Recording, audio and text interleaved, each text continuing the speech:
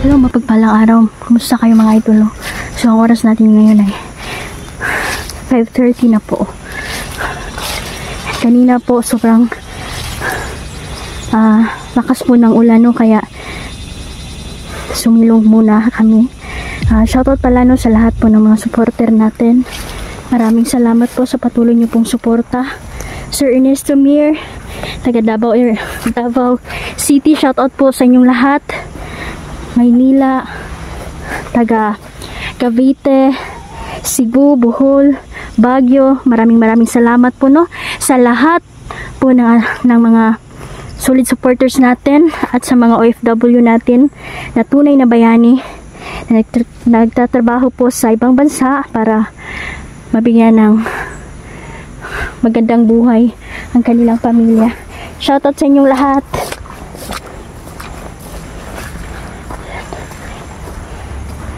Tuloy pa rin tayo mga idol sa paghunting sa mga bandidong ito.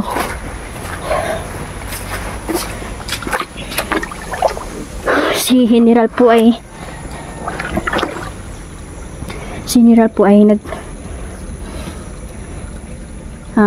may mga ritual po siyang ginagawa, no, tulad ng paghahandog ng dugo, at kailangan po isa pong babaeng berhen ang kanyang iaalay, no. So ang gagawin ko mga idol, liligtas natin lahat ng mga batang babae mga idol, no? Yun yung punteriya ni General dito, na makakuha siya ng mga bata, no, na maialay niya sa kanyang Panginoon. Kasi itong General, isa po din itong satanista mga idol, kaya marunong din siyang gumamit, no, ng mga itim na mahika, mga pamamaraan kung paanong palakasin ang mga itim na mahika idol. Kaya gumagawa po talaga siya ng mga makademonyong pag-aalay. Sana magkita-kita kami ni Neljan dito idol. Upo muna ako dito, sobrang napagod ako. Malayo din ang biyahe natin.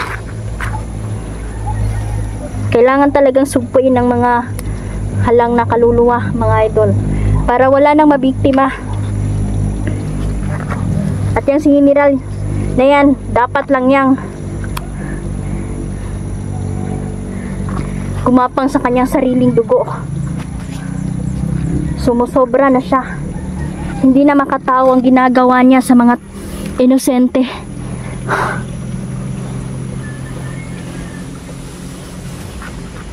Sobra na po si General idol. Nandito na ang kanyang mga alagad.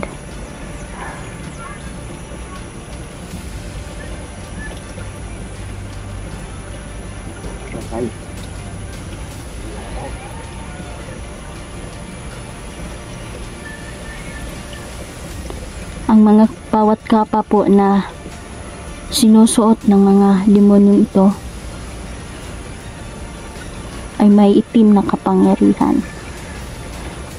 May pangkubol sila sa balat para dili sila madutlan.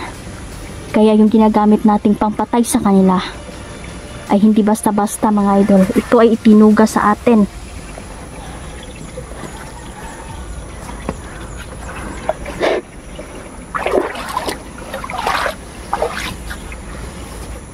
May mga bahay pa dito idol. Yun yung kinakatakot ko.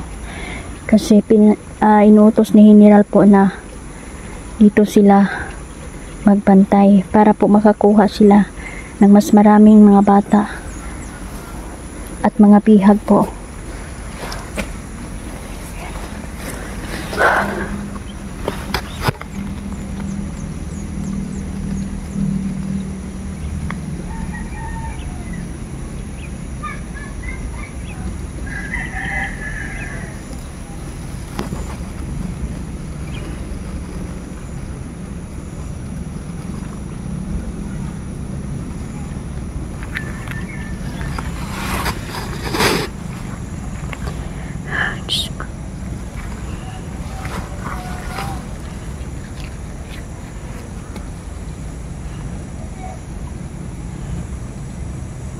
Talagang Hindi na sila natatakot, idol, na pumunta sa mga mataong lugar. Binibigyan sila ni General ng kakaibang kapangyarihan. At binigyan din sila ng mga idol, no, kapangyarihan na itim na makapag-hypnotize sa mga tao dito. Kaya hindi na natin paaabutin pa ito.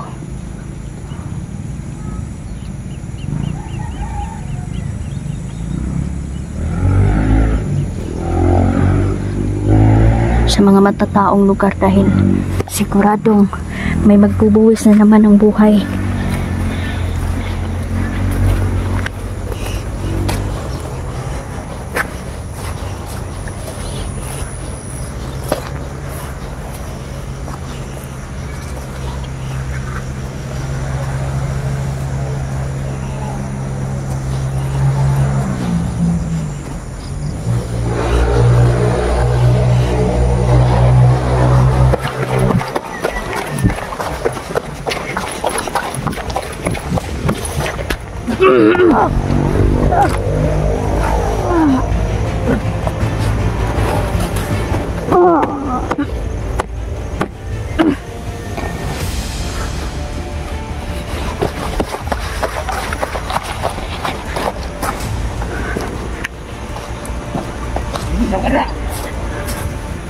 Hoy, sino dia?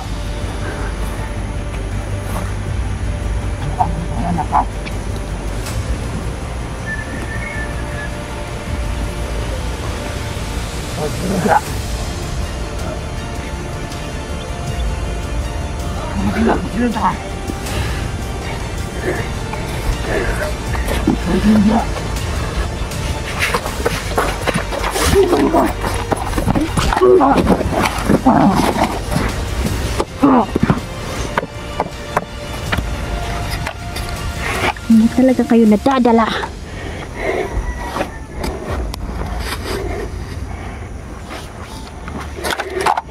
Oh, ang ganda ng mga armas, mga idol.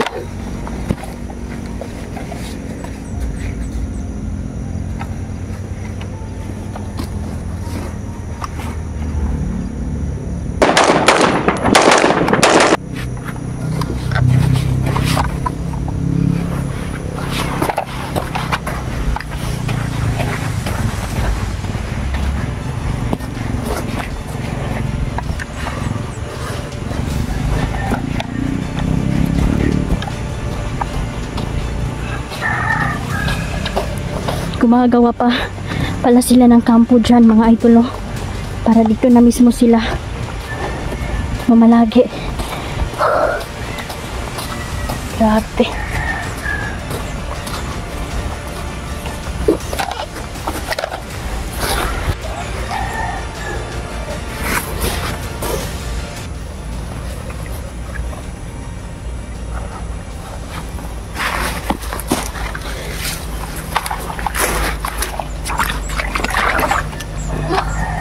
So, hihintayin muna natin si Neljan dito, mga idol, no? So, grabe, hindi ako naniniwala na meron silang ganitong barrel na N4 na makakabili sila. Sigurado po na meron po talagang isa sa mga naglingkod dito sa bayan ang nagbibigay sa kanila nito, mga idol. At isa sa mga tauhan ni General. Kaya, gusto ko mang ibigay ang mga ebidensya na nakuha natin, mga idol. Ngunit, nagdadalawang isip po ako dahil wala na pong mapapagkatiwalaan po ngayon. Dahil ang mga tao ngayon ay sakim sa pera, kaya kanilang baliktarin.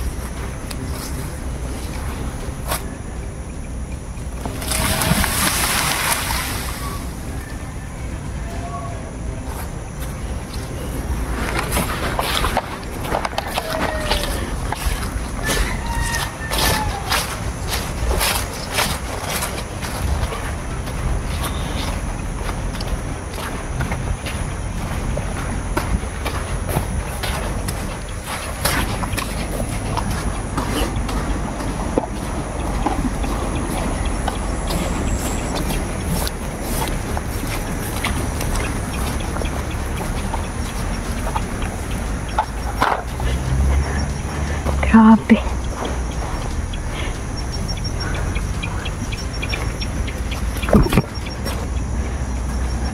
Gumawa pa sila dito ng kampo, idol. Hanapin ko si Nel dyan. Sigurado ako na nandito pa siya.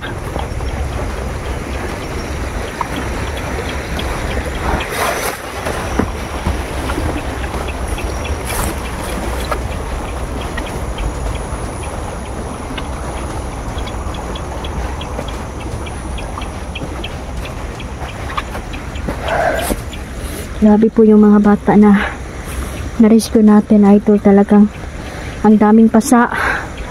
Talagang gutom at pagod at pinahirapan sila. At inibusado pa sila, mga idol. Ginawa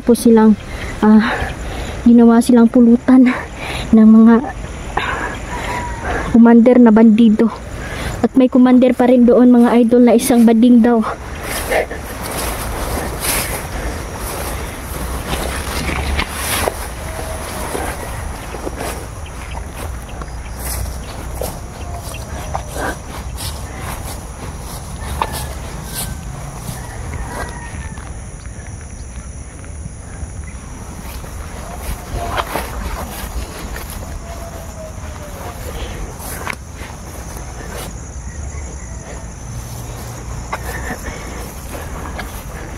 May araw ka rin, General.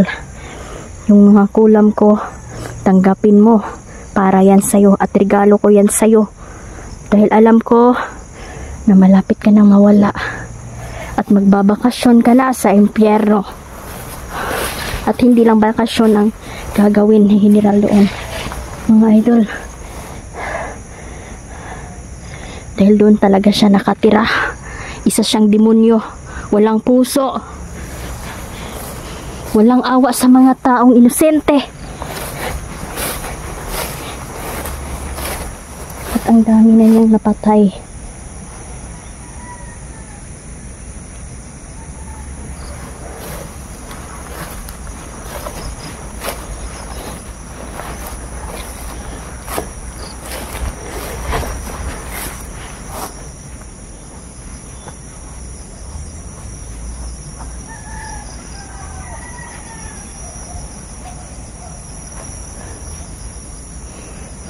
Shoutout pala, no? Sir Ernesto, Mir. Kumusta po? Mir family. Ma'am Merlin Lembre, Ma'am Haggard Face, Sir Jean Sokendo, Ma'am Janine. Kumusta kayo dyan?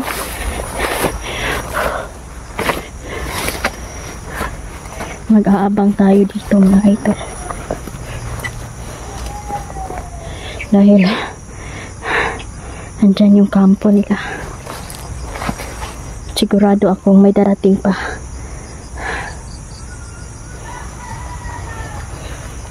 Iilan na rin ang nakuha nating mga bihag, idol.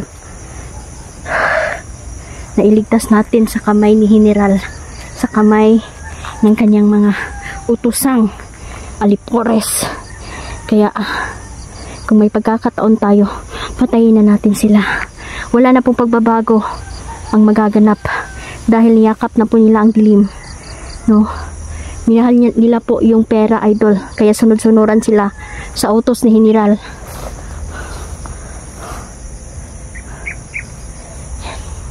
Abangan natin, mga idol, no? Ako po'y pagkatapos ng mission na to, ay pupunta po ako, no? Dahil sa isang lugar kung saan napakalakas po daw ng kulam sa lugar nila. Kaya tutulungan natin ang mga tao na humihingi po sa atin ng tulong. At may mga aswang po, no? Mga idol, maniwala kayo sa hindi. Ang mga aswang po ay totoo. Totoo po sila.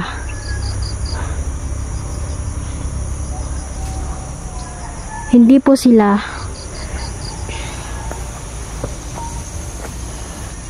isang guni-guni lang. Dahil bata pa lang ako ay nasaksihan ko na. At sila ay kalaban na ng aking ama, mga idol. Kaya abangan natin yan, mga idol, no? So kailangan hindi na pwede na si General ay mabuhay pang matagal, mga idol. Kailangan talaga silang patayin lahat. Marahil dahil marami pa tayong misyon at maraming humihingi sa atin ng tulong. At kailangan din natin yung tulungan, idol. Dahil wala po silang kakayanan na sugpuin ng mga taong nasa dilim.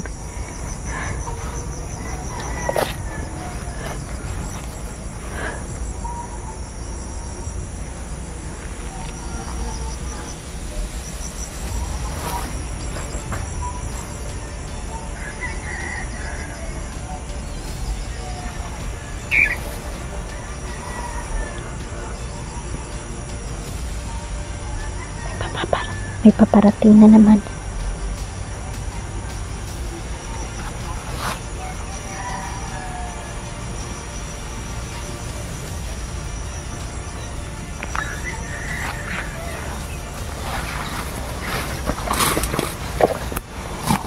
Dito pala. Nakita mo yan, General? Hindi ko nakita si Jandrel, hinahanap ko din. Di ba magkasama kayong dalawa kanina? Yan pala yung kampo nila. Hindi na ako lumayo dahil alam ko na. Sinabi niya sa akin na magkikita daw kayo. Kaya nga, baka ano na nangyari sa kanya.